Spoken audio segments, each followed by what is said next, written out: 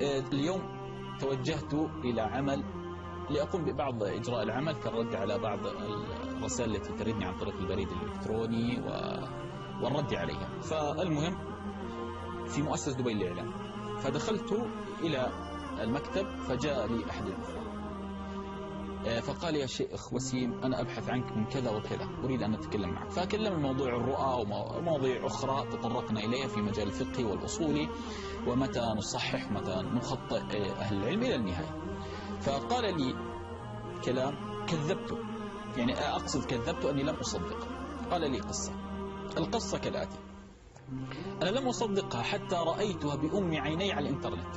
قال لي: تعال. دخلنا على الموقع وهو مقاطع فيديو وهي معروفة عند الجميع. هذا الموقع كتب اسم الشاب وكان عنوانها يحكي قصة موته.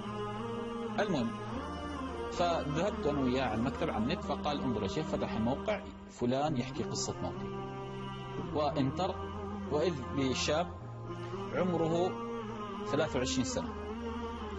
اشترك هذا الشاب في برنامج، طبعا هو برنامج هابط وهو عبارة عن تأهيل المغنيين، يشتركون بالشباب وبنات، يعني الحياة سهلة كما يقال، لا تعقدها يا شيخ، وكل يغني والناس تصوت حتى يبقى رجل فيصبح هذا نجم. فهذا المسكين وقع في هذه الحبال فاشترك في هذا البرنامج وكان يبث على إحدى القنوات الفضائية. فماذا حصل؟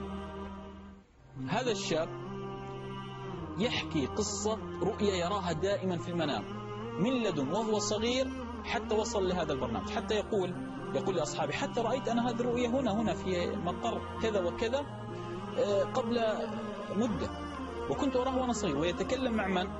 مع مسؤول المغنيين، طبعا هذا الأب الروحي للمغنيين. وكان مدة الفيديو 10 دقائق. فماذا يقول لأصحابه وكذا؟ يقول: أنا بصراحة دائما أرى أني في سيارة وأحد ما كأنه صديقي يقود هذه السيارة، أرجوكم أعطوني سمعكم حتى تروا وتعلموا من هو الله. فقال: أمشي أنا في السيارة كأني أصعد جسر، ثم نزلنا من الجسر وزميلي في السيارة، ففجأة انخلت السيارة أو تخلل توازن، فدخلنا على الجهة المقابلة أي عكس السير، يعني يمشي هو مثلا هكذا ذهاب وإياب، فهو اختل عجل القيادة فدخل على المسرب الثاني فوق الجسر وهو على سرعة عالية. يقول: وفجأة ضربنا أو وقع حادث فانهار الزجاج علي فاستيقظت، ثم قبل أن أستيقظ كأنه يساق بي إلى باب أسود فلا أدري أين ذهبت، فاستيقظت وقدمي ترتجف وكأن الزجاج ما زال على قدمي. هذا وهو صغير يراه، ومشى معه هذا المنام حتى وصل لهذه المسابقة الغنائية التي استخف بها بعقول الشباب.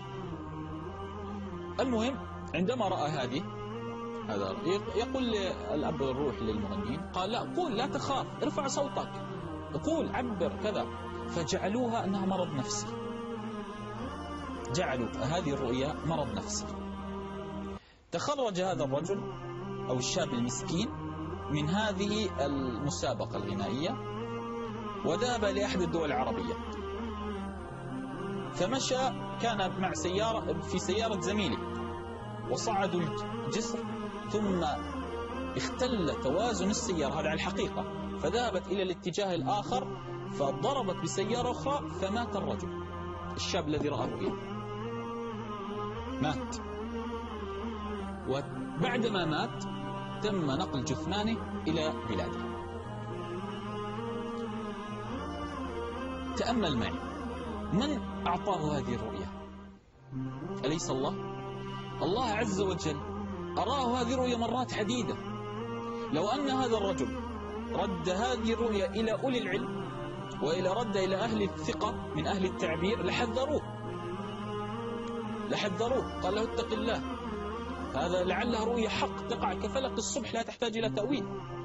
أنت رأيت نفسك أنك تصطدم مع سيارة فوق جسر ثم تذهب إلى باب أسود لا تعلم أين تذهب، إذا الموت لا محالة. وباب أسود لا يحمد.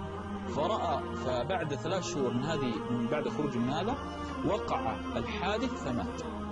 الشاهد أن للأسف بعدما رأيت هذا أصبحت أرى المقاطع الفيديو التي موجودة أن جميع أو أغلب قنوات الأخبار نقلت هذا الحدث، تقول شاب يروي قصة موته قبل موته بهذا العنوان، شاب يروي قصة موته قبل موته. أغلب قنوات الإعلام نقلت الرجل هذا الشاب المسكين وهو يتكلم عن هذه الرؤيا، ونقلت بعد ذلك صورة الحادث وصورة السيارة. هذا ليعلم أولئك السذج أن الرؤى من الله. لهكذا أحد الأخوات عندما اتصلت بي أذكر عن طريق هاتفي قالت يا شيخ رأيت ابني يقع من سقف المنزل إلى جب ثم أغلق الجب، يعني بئر. تقول لي يا شيخ رأيت أن ابني وقع من سطح المنزل فوقع في جب بئر وأغلق، فجئت لأفتح باب البئر فلم أستطع، فمات ابنه بعد 2 شهر. مات، فوقع في قبره. الرؤى من الله. رجل يقول يا شيخ رأيت 3 أقفال على منزلي، فجئت فتحت الأول ففتح، فالثاني فتح، فالثالث كسر. قلنا له كم ولد عندك؟ قال 3، فتوقفنا عن التأويل فمات ابني. إذا ما الذي يعطي الرؤى؟ أليس الله؟ لهكذا عندما أقف عند القرطبي يقول الرؤى تحذير من الله للعبد. نعم تحذير، الله عز وجل ينبهك يا فلان توقف عن غيك. وهذا الشاب المسكين والله إني لمشفق، ويعلم الله عز وجل كم أشفقت عليه ومن حاله. يعني نحن نتمنى أن الأمة كلها تموت على الخير والطاعة. فالنبي صلى الله عليه وسلم عندما كانت تمر جنازة يهودي أو نصراني كان يضرب بكفيه ويقول فلتت مني نفس. الأصل أن أنظر للناس بعين الرحمة والشفقة. رجل يرى رؤيا شاب 23 سنة منذ صغره إلى حتى ما مات، والناس تخدعه وتقول هذا مرض نفسي، هذا وهم. وهذا الأخ الساذج الآخر الذي هو أبا الروح للمغنين يقول لا لا لا هذا مرض وهمي، لا عليك، لا كذا، لا تفكر به. لكن حتى وفته المنية. لهكذا انظر أمانة يوسف عليه السلام حينما نقلت له الرؤيا تزرعون 7 سنين دأبا فما حصدتم فذروه في السنبل. أعطاهم حلول. هذه الأمانة. انظر النبي صلى الله عليه وسلم رأيت بقرا تنحر، ما أولتها يا رسول الله إن شاء الله، لا أصحابي. فمات 70 من القراء في أحد. هذا هو الأصل، الأمانة يا أخي. عندما نبئنا بتأويله إنا نراك من المحسنين. يوسف عليه السلام كان من المحسنين. هكذا الأصل في المعبر أن يكون عنده أمانة. يا أخي لا تراعي عواطف الناس. إذا أردت أن تراعي عواطف الناس فاصمت، لا تؤول. أنا كما أفعل خلاص أعلم أن رؤية الشر أتوقف، أقول أثفلي عن شمالك واستعيذي بالله ستقع وتعلمين ما هي. والدعاء هو خير يعني حصن المسلم. فإذا أنت لا تريد أن تجامل في الرؤى لا اصمت، فصمتك أفضل. يعني بأسمى حالات الإيمان إن لم تستطع أن تتكلم فالصمت أسلم. يعني لا تنافق الناس، لا تنافق الناس في مسائل الرؤى والأحكام الدينية والشرعية. لا تنافق يا أخي، ابقى على ما أنت عليه. رجل يرى رؤى كثيرة متواطئة على موته وكيف سيموت وطريقة موته، ثم بعد ذلك يقول لا لا لا مرض نفسي. لهكذا أنا أتعجب من أولئك الأطباء الذين تخصصوا في علوم النفس. ليس كل ما يرى الرجل مرض نفسي، يعني ليس هذا. يا إخوان ردوه إلى العلم، إلى أولي العلم، إلى أهل التعبير، ردوه إلى علماء الفقه والتشريع والشريعة، وانظروا آراءهم. فلا تأخذ الأمور علمية بحتة. هناك مسائل العقل لا يدركها، استحال العقل أن يدركها، فلا يدرك هذه الأمور إلا الشرع. كرجل طفل ينام يقول يا أمي أرى دائما أن قط أسود يهجم علي، قط أسود يهجم علي. فذهبت إلى طبيب نفسي، قالت له والله أنا دائما أخوف ابني، أقول له إذا ما تنام ترى قط أسود يهجم عليك. فقال الطبيب لا هذا دليل على أنه وقع في ذهنه فرأى هذه الرؤيا وكذا. طيب لماذا الولد يستفرغ؟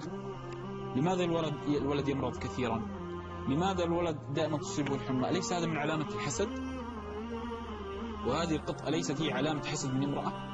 فيعني هذه هي المشكلة، هذه المشكلة التي نعاني بها، التكلم بما لا يعلم أو بما لا تعلم. ومن وطأ غير أرضه رأينا منه الأعاجيب. والمقطع الذي على الفيديو هذا موجود على الموقع، تستطيعون الذهاب. شاب يتكلم عن قصة موته أو عن رؤيا رأى فيها كيف يموت، موجود على موقع النت، وانظر إليها حتى لتعلم أني صادق، وانظر إلى هذا الضحية. أسأل الله عز وجل أن يسلمني وإياكم من الشر. من